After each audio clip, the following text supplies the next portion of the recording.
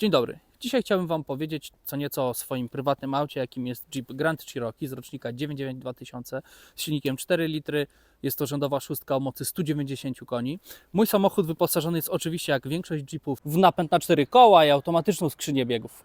Opowiem Wam, dlaczego wybór padł akurat na Jeepa, jakie inne samochody też rozpatrywałem do zakupu, jeśli chodzi o jazdę terenową i dlaczego akurat model WJ.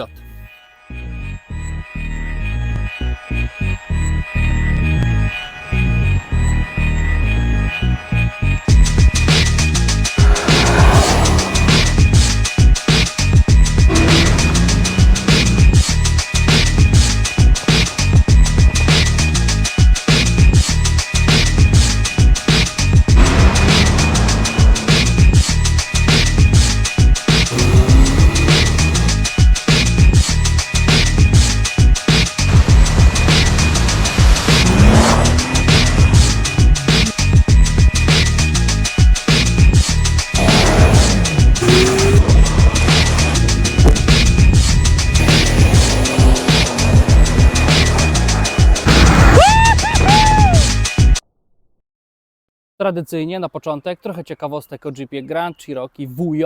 Grand Cherokee zaprezentowany został w 1998 roku, a produkowany był aż do 2004 roku. Tak jest dźwięk w Jeepie przy prędkości 140 km na godzinę. Licznikowy 140, bo nie mam pewności, czy to faktyczna prędkość. Najbardziej udanym rokiem, jeśli chodzi o sprzedaż Cherokee, to był 1999 rok, w którym sprzedano prawie 350 000 sztuk. Spore zasługi mieli w tym marketingowcy Daimlera, tworząc naprawdę kreatywne klipy reklamowe.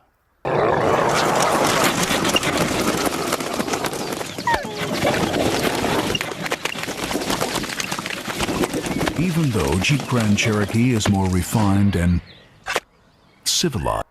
Mimo że wizualnie i technicznie wydaje się być bardzo mocno spokrewniony z ZJ-em, jest to jednak zupełnie nowa konstrukcja opracowywana wspólnie z Porsche. No i ten model jest cięższy około 200 kg od przeciętnego ZJ-a. Modele produkowane w Graz w Austrii mają oznaczenie WG, a Beijing Jeep Corporation sprzedawał WJ jako Beijing Jeep 4000 albo 4700 w niezmienionej formie. Podobnie zresztą było z XJ-em. Zapraszam teraz na część offroadową. Niestety zaczynamy ją od małej wklejki.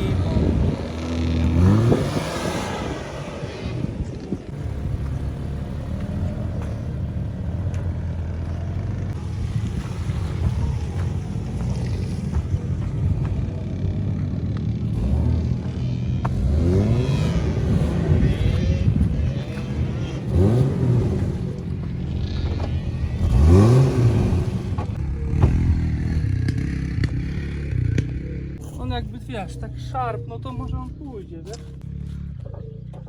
Coś czuję, że on chyba nie wróci.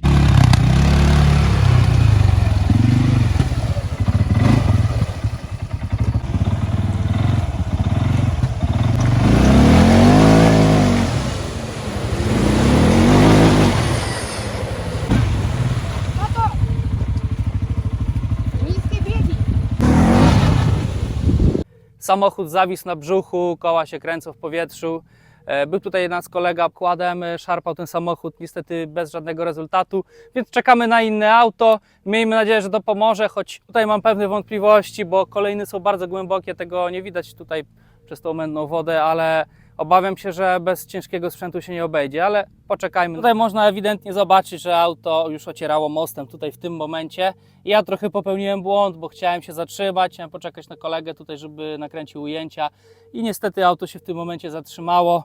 Tam jeszcze jest osłona reduktora, taka belka, która prawdopodobnie jeszcze bardziej trzyma ten samochód, więc czekamy na pomoc. Najśmieszniejsze jest to, że wypucowałem samochód, wyplakowałem, wywoskowałem, chciałem Wam go zaprezentować w jak najlepszej formie.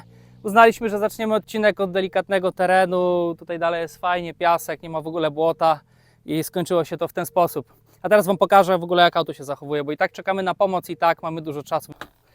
Bo nawet drzwi nie mogę otworzyć, wiecie, i to jest problem.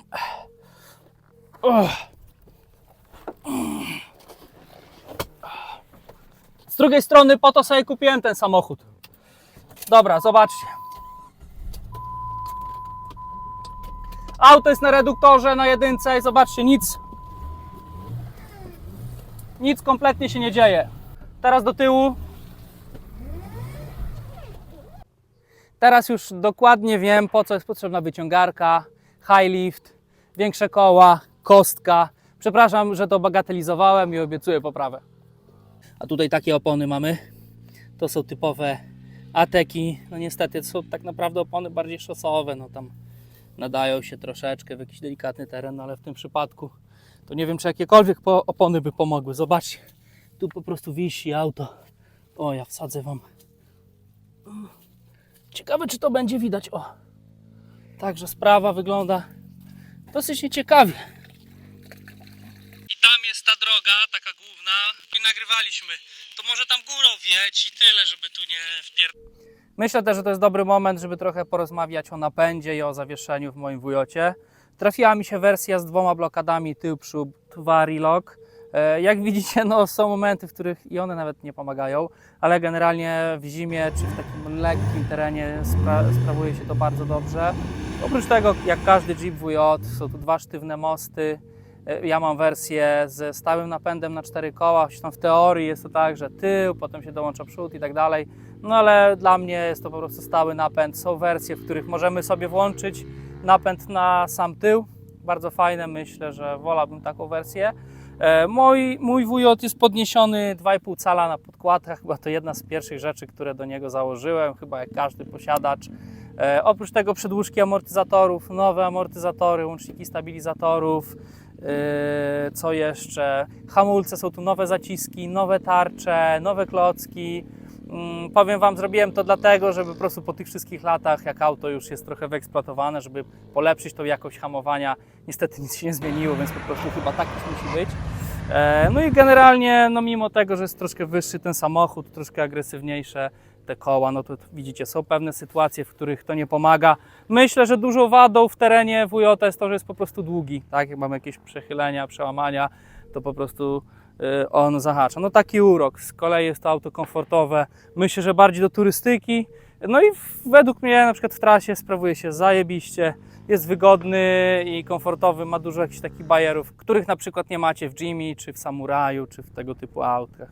To jest też między innymi dlatego jeden z powodów, dla których zdecydowałem się na Wujota.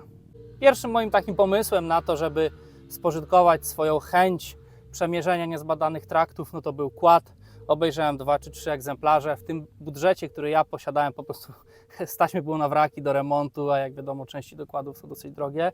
Więc wybór padł potem na motocykl. Mój pierwszy motocykl to była Honda Hornet. Bardzo fajny, miło go wspominam. Tutaj gdzieś Wam wstawię link do odcinka o nim. Natomiast to nie było to, czego szukałem. Trochę mnie nudziła jazda po mieście. To, co było fajne w tym, to jazda taka dynamiczna, niebezpieczna, agresywna. No a wiadomo, jest ona dużo bardziej ryzykowna i po prostu stwierdziłem, że to nie jest ten kierunek. Potem kupiłem taki motocykl Aprilia Pegaso Strada. Tutaj też Wam gdzieś wstawię link do odcinka o nim. Był to cudowny, wspaniały motocykl, za którym tęsknię i żałuję, że go sprzedałem. Akurat miałem wersję szosową Strada, ale przerobiłem ją sobie trochę w teren i po prostu to było dla mnie rewelacyjne, bo mogłem sobie gdzieś pojechać do lasu, gdzieś nad jakieś bagna, być tam, gdzie inni nie mogą w teorii, ale dalej gdzieś tam z tyłu głowy miałem to, że po prostu no na przykład w zimie nie mogę sobie pojeździć, ja też to bardzo lubię, albo nie mogę zabrać rodziny czy tam swojej dziewczyny. No to nie jedź, nie jedź! I w końcu zacząłem myśleć o terenówce, no i też finanse mi na to pozwalały. No i moim pierwszym pomysłem był Hyundai Terracan. Obejrzałem 3 egzemplarze albo 4. Po prostu byłem zakochany w tym samochodzie. Podobało mi się jego stylistyka, taka nietuzinkowa, nieszablonowa, że takich w ogóle nie ma na ulicach. Przejechałem się i podobało mi się, że tym tyłem można było tak zamiatać. No, miał coś w sobie, co mnie urzekło.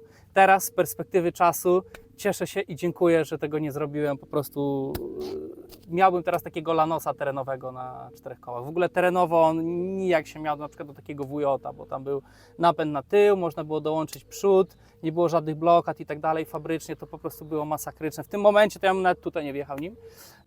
Potem oglądałem Mitsubishi Pajero, to był chyba generacja druga. Rocznik 2001 i drugi był 2002 chyba. Generalnie fajne auta, dobrze mi się tym jeździło, ale byłem trochę zmartwiony stanem blacharki w tych samochodach. No i tak miałem wrażenie, że w nim jest tyle tej elektroniki, że ona będzie szwankować, szczególnie w takim aucie już trochę, no powiedzmy sobie, wiekowym. W międzyczasie obejrzałem Jeepa WK, czyli jakby nowszą generację od tego.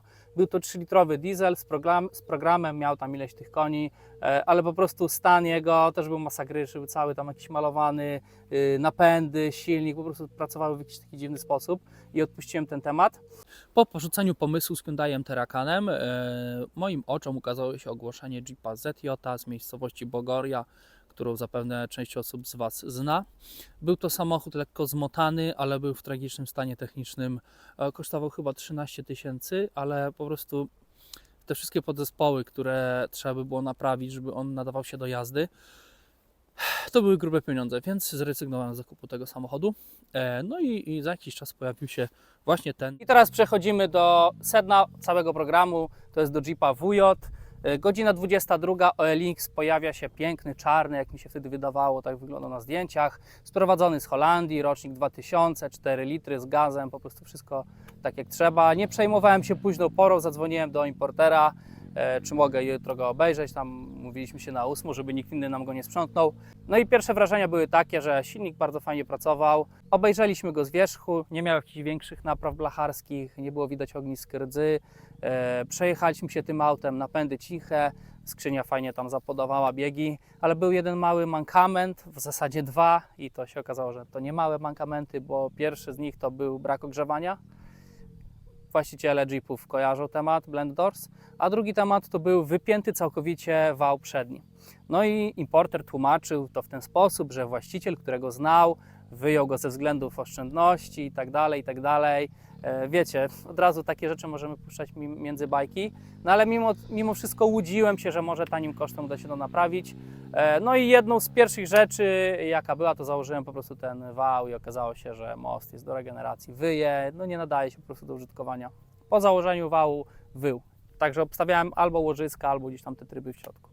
Drugą kwestią była butla gazowa, nigdy nie miałem aut z gazem, zawsze się z tego trochę śmiałem, że to takie rozwiązanie dla biedaków, przepraszam.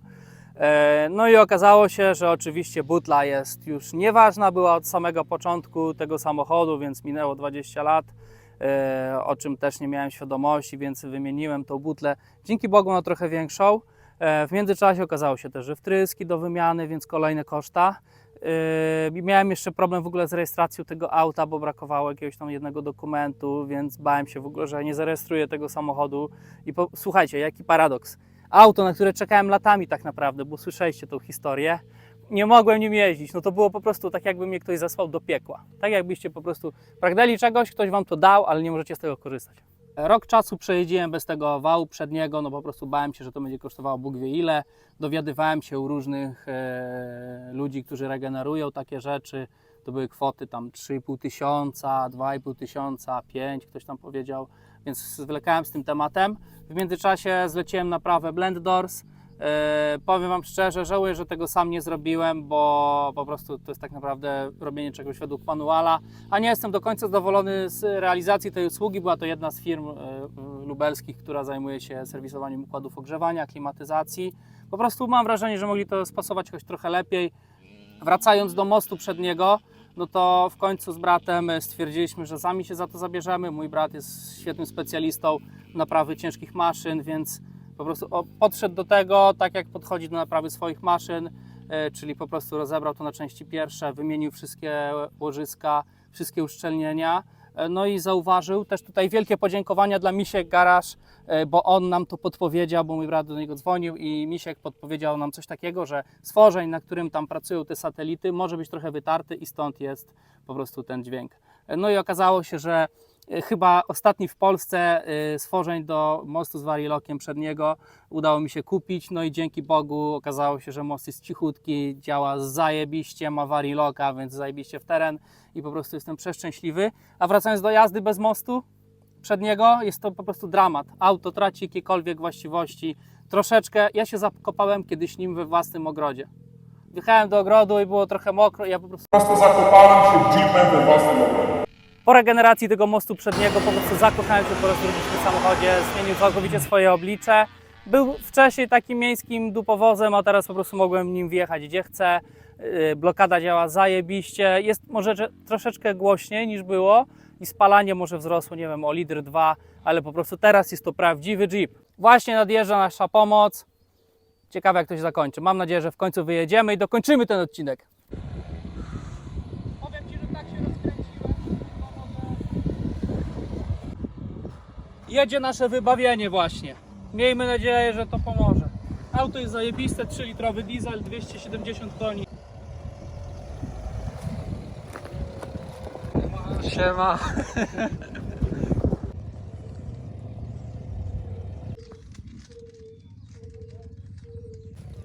Chciało się jeździć w terenie, to trzeba teraz kombinować. Dzięki Bogu mamy kogoś, kto nam jest w stanie pomóc, bo gdyby nie mój brat, to bylibyśmy teraz w czarnej otchłani.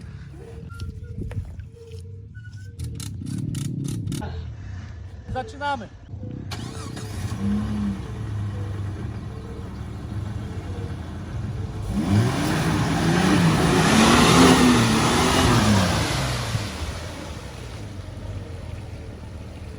I podstawowa zasada, nigdy nie jeździcie samemu w teren, bo jak się zakopiecie, to zostaniecie na amen.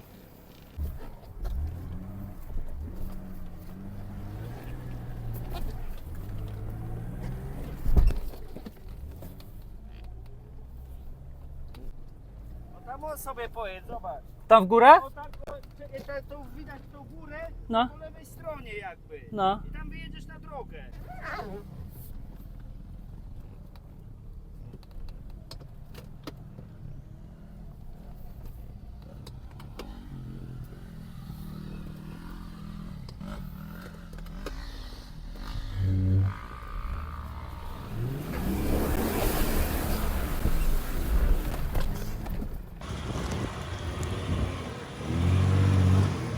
Śmiało, śmiało.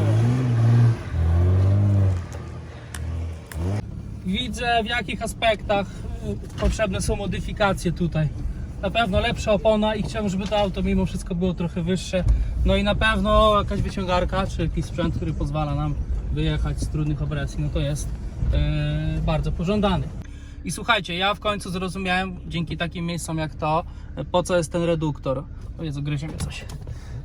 Na początku, jak wjeżdżałem do takie właśnie strome podjazdy, to auto nie miał siły, dławił się i tak dalej.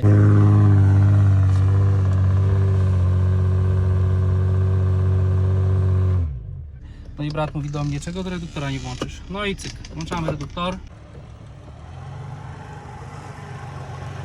Ten reduktor to jakaś jest rewelacja. I ten samochód dopiero ma taką prawdziwą moc.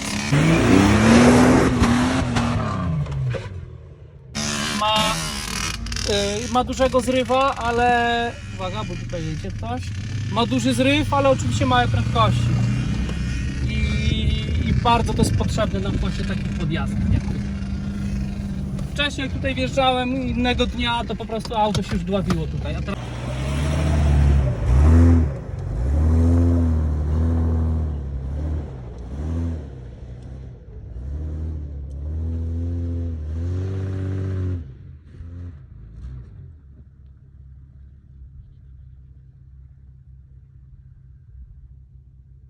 Zobaczcie, jak sprawnie sobie radzi.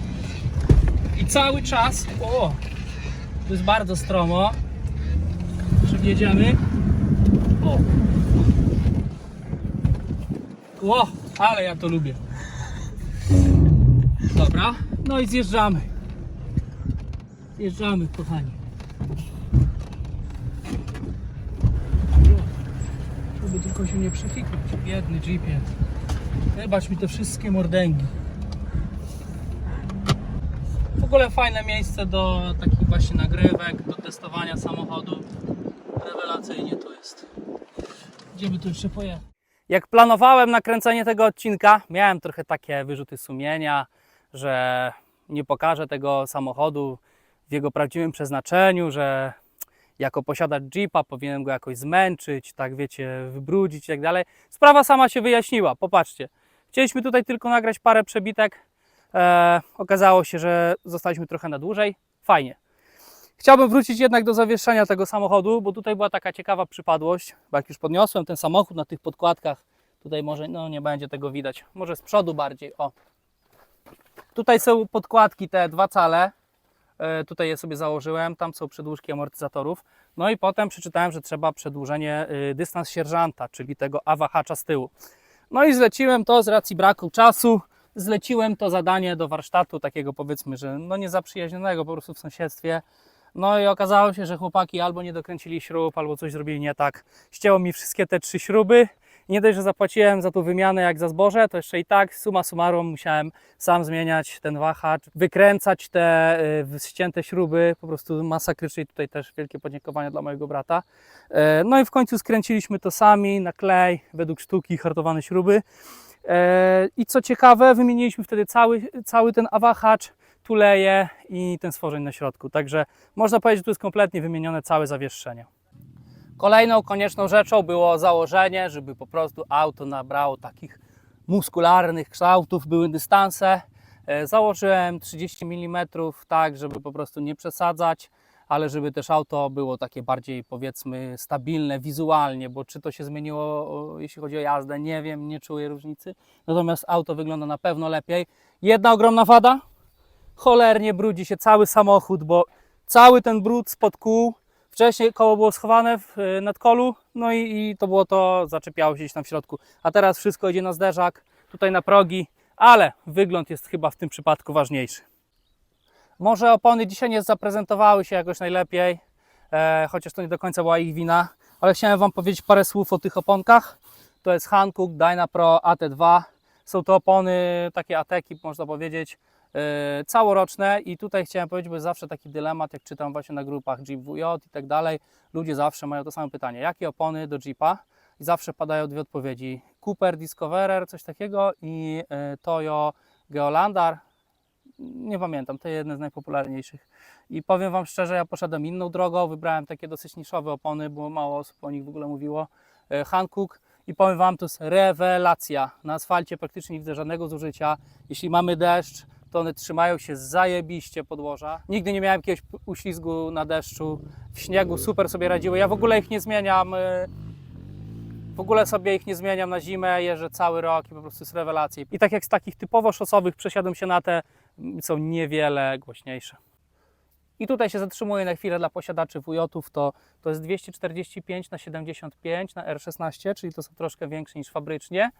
No i nic mi tutaj nie ociera, zastosowane są właśnie te dystanse, przedłużki różnego rodzaju, dystans sierżanta i po prostu sprawuje się to super. Fajnie trochę auto wygląda, tamte były jednak za małe. A z perspektywy czasu nie wiem, czy nie pokusiłbym się o większe. Po prostu, bo tam była taka kwestia, że ludzie twierdzili jedni, że im obciera, drudzy, że nie. No, ja bym jednak podjął to ryzyko i kupił teraz jeszcze większe. Jeśli chodzi o stylistykę WJ, to w ogóle chciałbym zacząć od tego, że moim takim największym faworytem, jeśli chodzi o właśnie taki wizerunek i swoją ikoniczność, to był XJ. Chyba każdy kojarzy LEDowe światła, duże koła, najlepiej jeśli on jest czarny. Dla mnie to było po prostu najpiękniejsze, co mogło być. No ale z racji tego, że te XJ-y były bardzo drogie, tak jak oglądałem kiedyś tam stare jakieś nagrania na YouTubie, ludzie kupowali je po 10 000, a teraz one kosztują po 40, więc stwierdziłem, że to jest nie tędy droga. ZJ, fabryczny nie do końca mi się podoba, jak jest troszkę tam zmotany, to już jest lepiej. Natomiast WJ wydaje mi się, że to była w ogóle najlepsza decyzja z tych wszystkich aut, bo raz, że jest w miarę nowoczesny, ale jednocześnie ma już takie nawiązanie do starych aut. I to, co mi się najbardziej mi podoba, to jest ten element. Duże światła i grill. Grill, który jest praktycznie taki sam w większości Jeepów. I tutaj on jest taki bardzo, bardzo napompowany i te światła i ten błotnik. To jest w ogóle najładniejsza część tego samochodu. Bo tył, jest fajny. To przód skradł moje serce. No i dla mnie WJ to jest taki ładniejszy, młodszy brat ZJ. Dalej stanowczy, dalej muskularny, dalej trochę groźny, ale jednak ma ładniejsze rysy.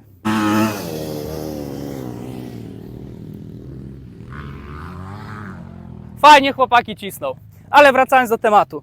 Takim akcentem stylistycznym, który jednym się może podobać, drugim się może nie podobać, to są te dwa paski. To jest trochę takie, można powiedzieć, cringe'owe, ale stwierdziłem, że to zostawię, bo raz, że chcę nawiązać do jego czasów, to są lata tam 2000, tak? W ogóle on zaprojektowany był w 95, a dwa, że chcę zachować to auto w oryginale, powiedzmy, jak najbardziej się da, nie chcę tutaj wycinać z niego Bóg wie czego, robić jakichś takich rzeczy, żeby to nie był taki bilet w jedną stronę, tylko żeby można było wrócić do oryginału, bo wierzę, że kiedyś te samochody będą tylko drożały. Dacie wiarę, że korzenie tego silnika sięgają 1964 roku, gdzie AMC stworzyło pierwszą prostą sześciocylindrówkę i po prostu ten silnik sukcesywnie był ulepszany przez te wszystkie lata. Takim faktycznym protoplastą mojego silnika jest ten zastosowany w Xjocie w 1985 roku. Ma on 190 koni, wtedy to było chyba 180. Wyposażony jest w instalację gazową. Spisuje się to naprawdę rewelacyjnie, nie mam żadnych problemów z tym. Spalanie, bo na pewno to wszystkich interesuje, to jest 20, wyliczone po prostu jak w Excelu. 22 litry w mieście i 18 mniej więcej na trasie do prędkości 120. Uważam, że to jest bardzo fajny wynik, jak na auto, które waży 2 tony, jest masywne, ma napęd na 4 koła. Zmieniłem tutaj termostat, regulacja była gazu, wymieniłem te wtryski od gazu, oczywiście wszystkie filtry. Widzę, że ten pasek na pewno będzie do wymiany. Generalnie silnik nie ma żadnych wyciechów, spisuje się naprawdę bardzo dobrze. Leję tutaj olej 5W30. No i generalnie nie mam żadnych problemów z tym silnikiem. Mam takie odczucie, że on jest taki bardzo toporny, ale zarazem odporny. Takie mam odczucie, jak go zapalam rano i słyszę ten taki a la bulgot, bo co ciekawe, mimo że to nie jest V8, to jak go odpalimy, co zaraz Wam zresztą pokażę,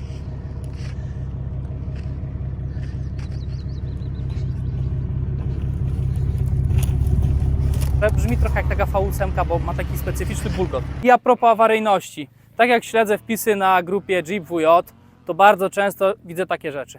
4.7, regeneracja, generalny remont, panowie co się dzieje i tak dalej. Takich postów nie widzę o 4.0, więc to chyba o czymś świadczy. Wiem, że to nie jest jakaś generalnie bardzo dokładna statystyka, ale wydaje mi się, że ten silnik z racji tego, że był przez te wszystkie lata tak ulepszany, to nie ma zbyt dużej awaryjności. No i bardzo często też ludzie narzekają na te diesle, czyli tam jest 3.1 i 2.7. Nie miałem, nie wypowiadam się, aczkolwiek zdarzają się tematy, w których ludzie narzekają na awarię. I zobaczcie, Ameryka. To jest to, za co kocham to auto. Jest zrobione w ten sposób, żeby dobrze i wygodnie się je serwisowało. Wszędzie jest dobry dostęp, macie wszystko fajnie opisane, jest taki duch Ameryki tutaj i to jest właśnie też, co lubię w swoim wujocie, że dużo rzeczy robię w nim sam, bo nie ukrywam, jeśli miałbym ze wszystkim iść do mechanika, płaciłbym krocie i to raz, że uczy trochę mechaniki, dwa, daje taką satysfakcję, że kurde, sam sobie naprawiłem, Jezu, jestem prawdziwym facetem. No i generalnie jest to taka frajda, tak, zabicie czasu, nie myślimy o problemach pracy, dziewczynie, tylko o swoim wujocie. Albo do ogromnej przewagi wujota nad innymi terenówkami, to jest do wyposażenia. I tak możemy zobaczyć, że mój wujot ma pamięć foteli, oczywiście elektryczne wszystkie szyby, składane elektrycznie lusterka i sterowane. No i tutaj mamy tak, sterowanie foteli, wypychanie tutaj tego odcinka lędźwiowego. W teorii powinny być podgrzewane, ale tak jak w większości wujotów u mnie to nie działa. Mamy sterowanie w kierownicy, które jest tutaj tak zgrabnie, fajnie ukryte, możemy to pokazać. Dzięki temu ta kierownica wydaje się taka bardziej przejrzysta. Ok. Mamy coś takiego, że jak wysiadamy z auta, no to świecą nam jeszcze przez jakiś czas światła, jak teraz w nowoczesnych samochodach. Oczywiście jest klimatronik, który muszę bardzo pochwalić, bo spisuje się znakomicie. Czy to w zimie, czy w lecie. Jest to jeden z nielicznych samochodów, w którym mogę ustawić temperaturę tak jak chcę. I jest w taki sposób ustawiona, że mi nic nie przeszkadza. Nie jest za ciepło, nie jest za zimno, a klimatyzacja działa tu rewelacyjnie.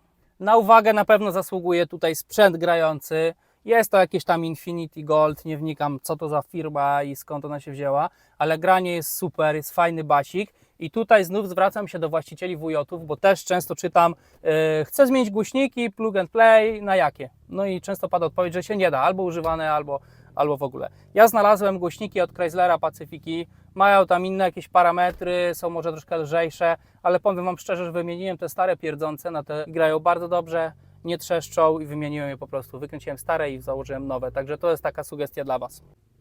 To mi się podoba, że jak wsiadamy do Jeepa, to mamy tutaj z wejścia powiedziane, że śmierć albo urazy mogą się pojawić. I taka jest niestety prawda. Jeśli użytkujemy Jeepa zgodnie z przeznaczeniem, to takie sytuacje niestety mogą mieć miejsce. Wracając do wyposażenia, no to tak jak już widzieliście, mój ma instalację gazową, tutaj mam włącznik, gaz włącza się automatycznie, tutaj mamy pokazywany poziom. Tutaj klimatronik. Dla zainteresowanych mogę wstawić, bo ja go wyłączyłem, przepraszam. Tutaj mamy automat, mamy ustawienie tak, że on delikatnie działa, mocno, a tu manualnie, no i tutaj mamy pokrętła temperatury. Po naprawie klapek Blend Doors działa to znakomicie. Idąc dalej do zegarów, to co też bardzo lubię w swoim aucie, to jest to, że mamy czujnik ciśnienia oleju. Niby taka błahostka, ale ja często po tym widzę, czy olej jest ciepły, czy zimny, że już powinien być wymieniony, jeśli jest troszkę to ciśnienie mniejsze, takie przynajmniej mam wrażenie. No i te zegary bardzo mi się podobają, są czytelne. Gdyby jeszcze nie to, że tu są mile, a tu kilometry, to byłoby całkiem rewelacyjnie. No i mamy tutaj też ładowanie i kontrolkę temperatury, przepraszam, wskaźnik temperatury, który co ciekawe, czasami pokazuje mniejszą, większą temperaturę, ale to jest taka przypadłość Jeepów. No i po wymianie termostatu na ten, który ma 90, tam chyba 2 albo 97 stopni, no to tutaj troszkę już inaczej to pracuje, ale uznałem, że tak powinno być, bo wcześniej był taki, który miał 85 stopni, nie wiem dlaczego, ale teraz jest moim zdaniem lepiej.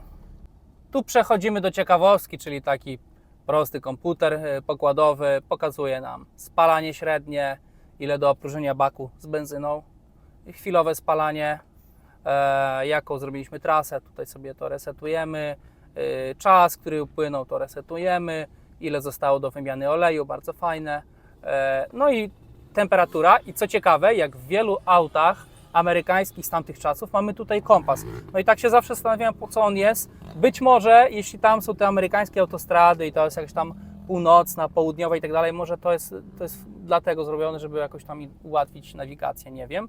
No i temperatura, bardzo fajna rzecz, chociaż wolałbym temperaturę, żeby była stale pokazywana.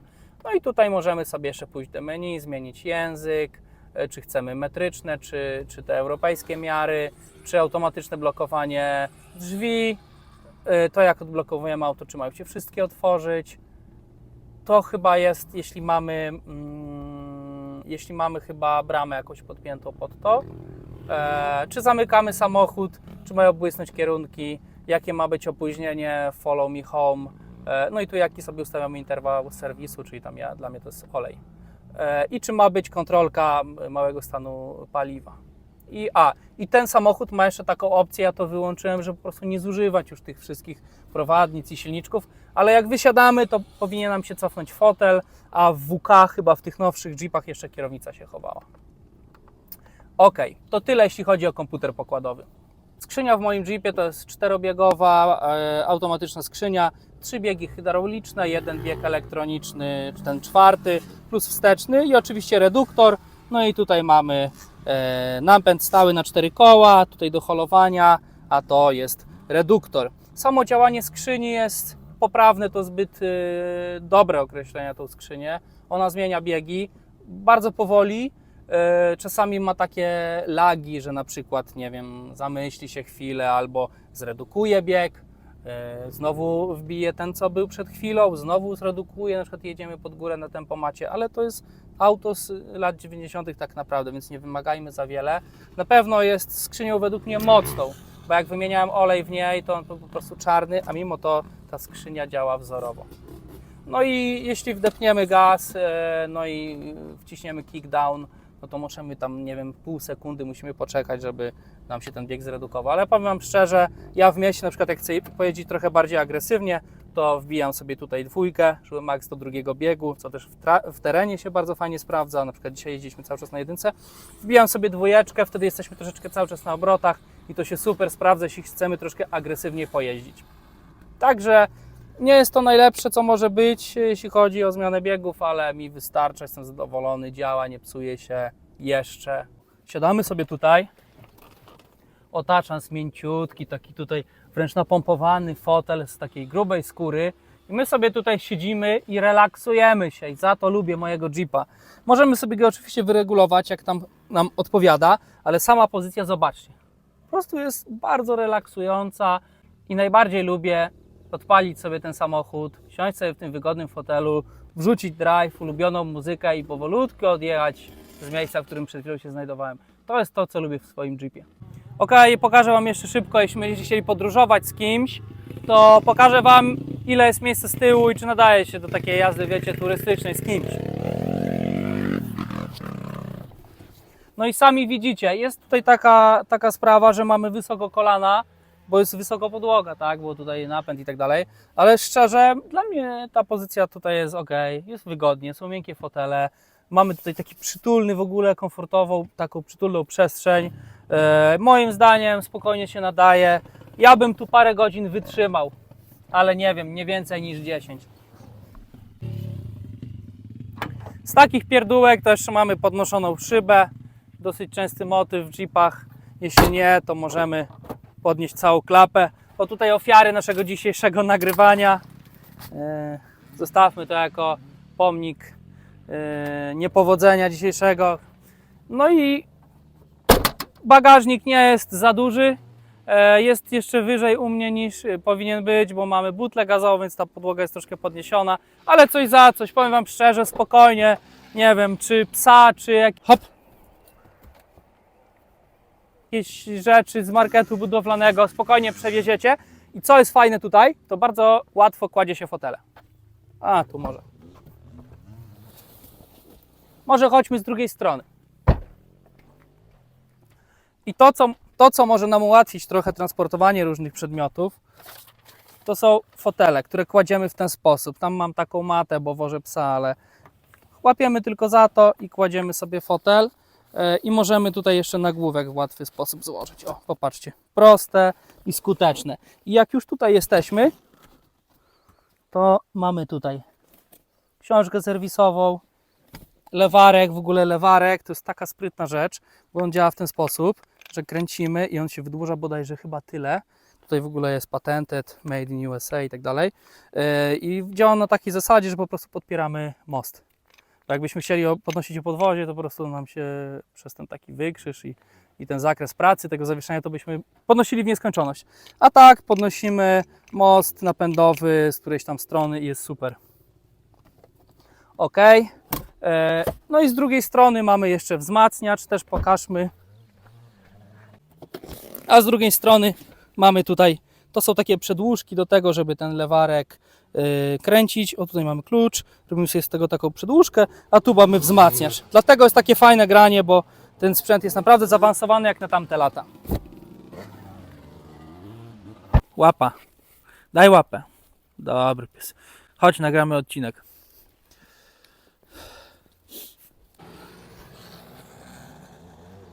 Chodźcie, jedziemy dalej. Zawias.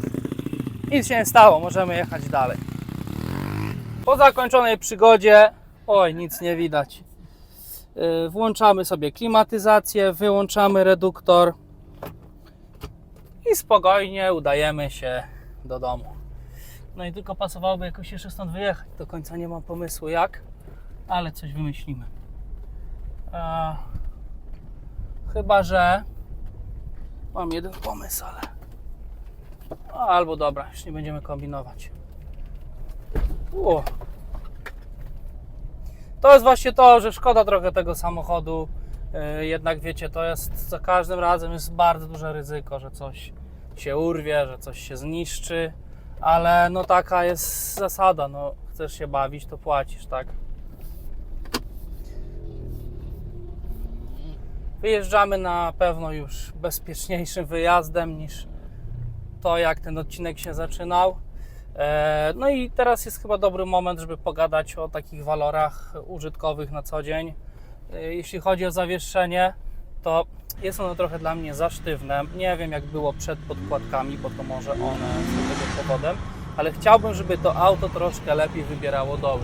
Gdy jedziemy po jakiejś wyboistej drodze, po prostu buja nami w obydwie strony, no jest to trochę dla mnie męczące, bo nawet w mieście, gdzie no przecież mamy wyboje, ale nie jakieś ogromne, no to tym samochodem troszkę buja.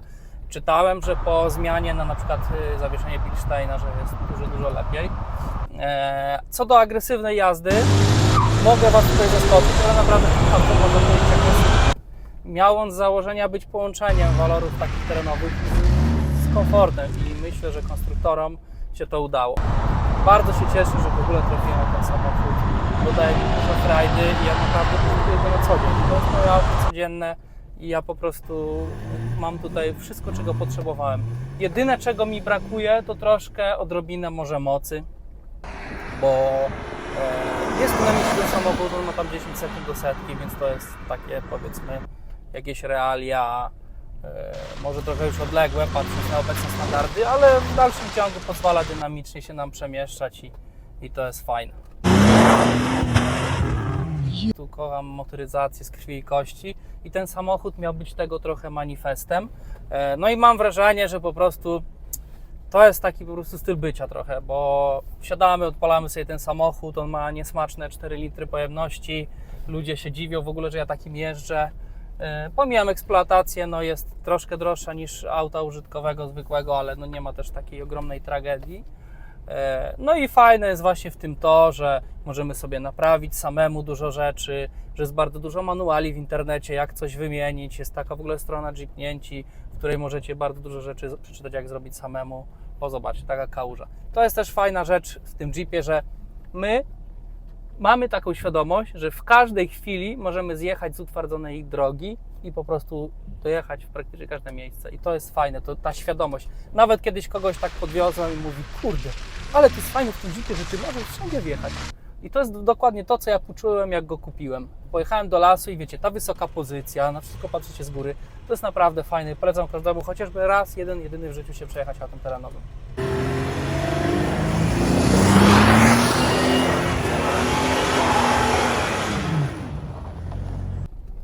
A żeby nie było tak kolorowo, to teraz czego nie lubię w tym aucie. No i pierwsza zasadnicza sprawa, gdzie niejako to nie jest wina tego modelu, tak? Ani nawet konstruktorów. Po prostu wiek. W takim aucie, jeśli się na nie decydujecie, liczy się z tym, że tu będzie praktycznie wszystko do wymiany. W moim egzemplarzu wszystkie gumowe elementy, mamy trochę trudne warunki nagrywania, wszystkie gumowe elementy po prostu wymagają wymiany. W zawieszeniu chyba wymieniłem wszystko i bardzo często, co ciekawe, niektóre rzeczy były od nowości. I to pokazuje, w jakim stanie niektóre auta mogą być i co Was czeka.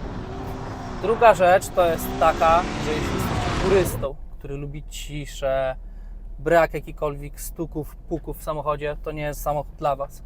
Tutaj musicie się przyzwyczajać, że co chwilę pojawia się nowy dźwięk, coś się poluzowało, coś się wyrobiło, coś się wybiło. I to jest niestety dla kogoś, kto nie jest odporny psychicznie na takie rzeczy, to jest troszkę uciążliwe. I hamulce to jest temat, który się przejawia bardzo często i ludzie często narzekają na to, bo to są tak zwane spowalniacze. One zatrzymają samochód, ale jeśli nie wiem, mamy ostre hamowanie kilka razy pod rząd, to one są bardzo ciepłe i ta jakość tego hamowania spada. Próbowałem to naprawić zmianą kompletnie wszystkiego, zaciski, klocki, tarcze, ale to niewiele zmieniło. Po prostu taka jest ich specyfika, ich określona wydajność i po prostu nie zmienimy tego, zmieniając po prostu na nowe podzespoły. No i o tym Wam właśnie mówiłem. Zobaczcie, przed chwilą mieliśmy błota po kostki, zrezygnowani, zakopaliśmy się, masakra. A teraz kickdown, ciśniemy do domu, nic nas nie interesuje, auto super się sprawuje. Możemy dojechać jak zwykłym, cywilnym autem do domku. Ekstra, to jest właśnie to, co w swoim Jeepie lubię. Fajnie zrobiony. Zobaczcie. Śliczne Maserati. Jak nie lubię tej marki, tak ten mi się podoba.